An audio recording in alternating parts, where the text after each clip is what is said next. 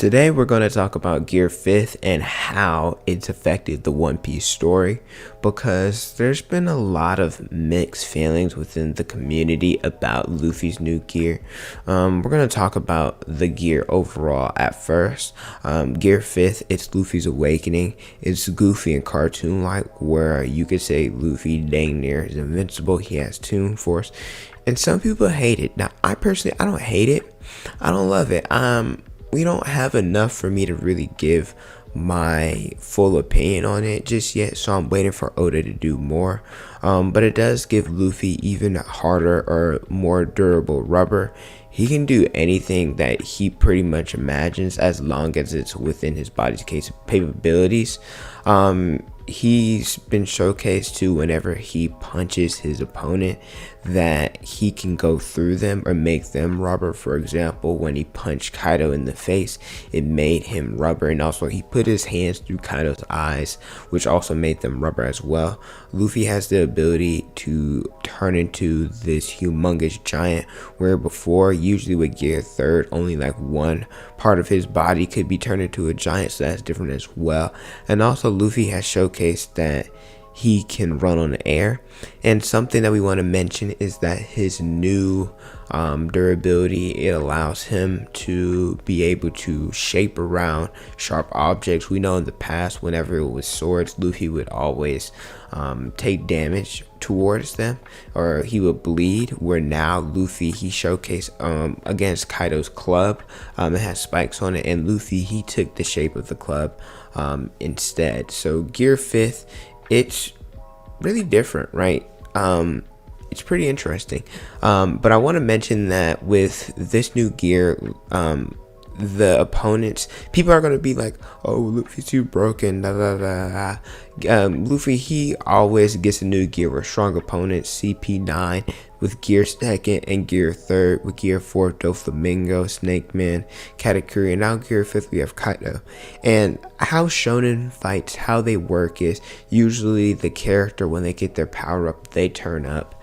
Alright, the author goes crazy, showcases their abilities, then the author gives the enemy opponent that they turn up as well, gives them new abilities or lets them showcase their full power, and then in the end, the main character or the character who got the power up, they end up winning in the end by going all out and pushing through and persevering. So that's how it works. But in the future, Luffy's gonna fight stronger opponents. We gotta mention that Kaido, he's weakened, right? He fought all these people, blah blah blah. Kaido's been going through it, and so Luffy still is going to fight Blackbeard, maybe Shanks, maybe Akainu. And how shonen works is you're not going to fight, like, the person in the beginning of the series is obviously going to be the weakest, and the person in the end is obviously going to be the strongest.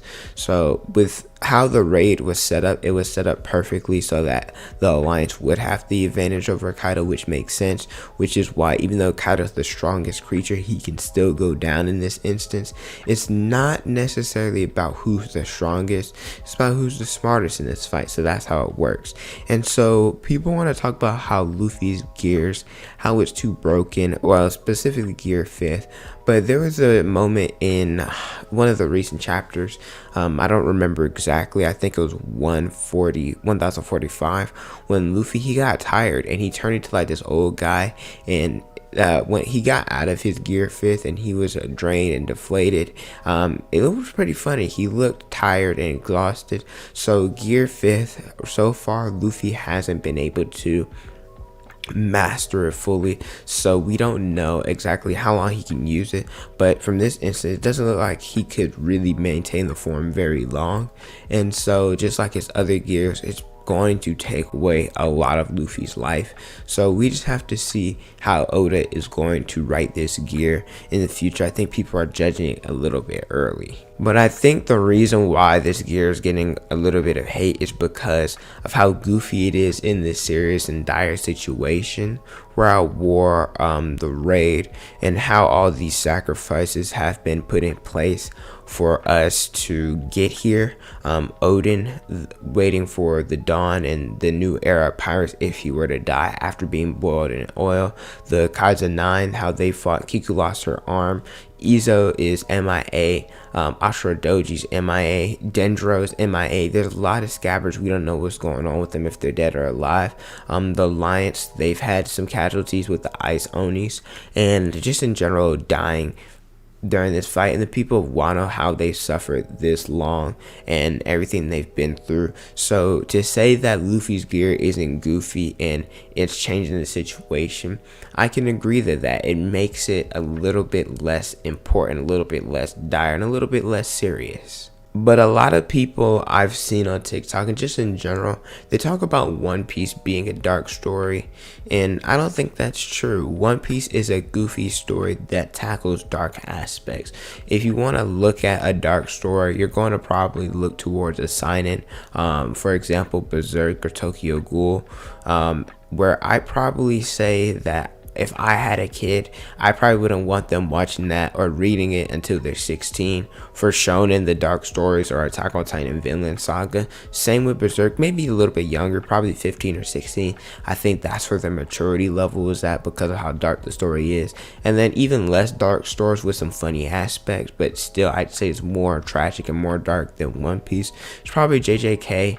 And Demon Slayer, well, I'd say you probably had to be 14 to watch that. Where One Piece, because it has fan service, it does cussing, and it does have violence and some dark aspects in it, I'd say that you probably should be about 12 or 13 watching One Piece, because yes, even though it's not as tragic as the other ones, it still does have some dark aspects that you have to be a little bit more mature in order to handle. I'm not gonna just let like a little kid who's thinking it's a cartoon watch it, because it's not. And the dark aspects in One Piece, which I'll list some of them and explain.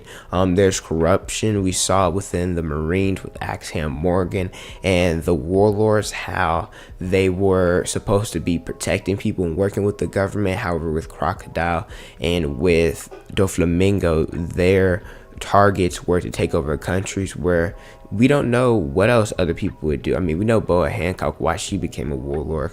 Mihawk is just to roam the world, but there are other ones out there with different intents, like Law. He used it in order to get into the SAD room to plan to take down Kaido. So there's some corruption within the One Piece world, within the Marines. There's racism. Fishman Island, there's that scene when Luffy was bleeding out and nobody was willing to give him blood but Jinbei, and they had that whole monologue talking about how even though we're different colors, like on the outside, and we appear different on the outside, on the inside we all bleed the same blood. There's slavery with the celestial dragons, and how they would have auctions to sell off slaves, with Kami the mermaid, the Tontatas being slaves having to work in the Smile factory in Dressrosa. There's genocide, the O'Hara genocide, just because people knew the secret of the Void Century, which it seems like this goes back to corruption, that the world governors trying to hide something because they did something bad. They got rid of the people of O'Hara, and then the Lunarians, that they were on top of the red line, were considered gods, but we speculate that the celestial dragons took them out. There's drugs, Punk Hazard, what Caesar did to them kids, experimenting with giantification. Whew, that was a hard one. And then Fishman Island, the drugs to get stronger steroids. Then there's the perception of justice with Akainu, like I said, covering up stuff for the warlords. Akainu, he was the one to kill the O'Hara people who were originally about to escape.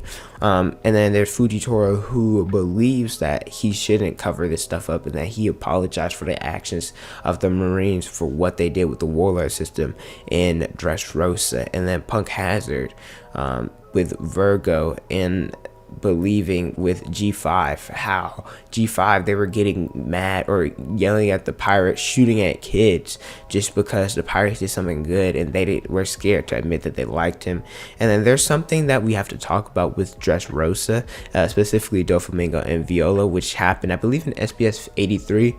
Don't quote me on that one, but I'll read the SBS word from word for you guys. So the question talks about, it says, I love the Dressrosa arc and have read it many times, but there's one thing I don't really understand. So I sent this question to the current SBS and you. Why did Viola and Doflamingo call each other Dofi Violet in chapter 788? How I fight. What were both of them thinking of at that time back then. And so Oda says, she was dashing against the enemy. There is a deep secret setting that I can't tell you about or tell you though. I informed the supervisor about it, but since it is a pretty adult part of the story, it remains hidden in the shonen manga, which One Piece is. To all the adults, please try to imagine yourselves. Dressrosa is truly a passionate country. So to clarify, Doflamingo and Violet, they did the nasty, right? But obviously Violet doesn't like Doflamingo, so he did the R word to her and sexually assaulted her. So that's a dark aspect in One Piece that, like I said, I wouldn't allow kids to watch it. You got to be a teenager, in my opinion, to watch it. And One Piece also has its serious moments with Arlong Park, with Nami getting upset, stabbing herself, and we have that walk. We have Nika Robin wanting to kill herself to save others, where she says wants to live, burning down the Straw Hat. Sanji, his whole scene in Whole Cake Island about beating up on Luffy, sacrificing himself. There's different speeches that go on in the crew, and there's real life examples like with infighting. We fight. Here's the saying, right? If you don't have an actual fist fight with your friends, then you're not really friends.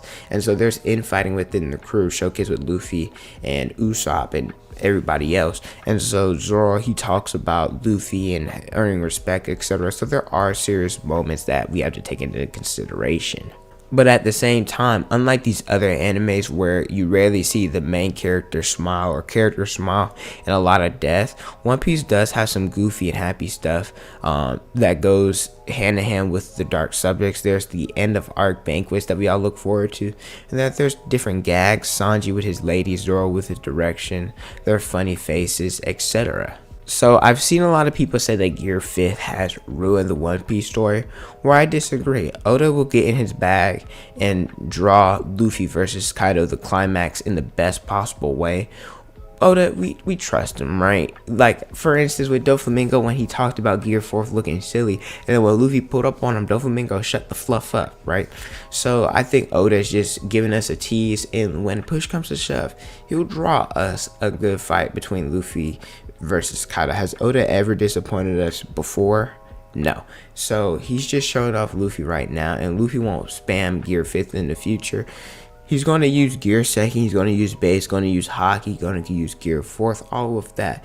And, well, against Blackbeard, he negates Devil Fruit, so, But overall, I think Gear 5th is a solid gear. We just have to wait for Oda to finish fleshing it out before we jump to conclusions.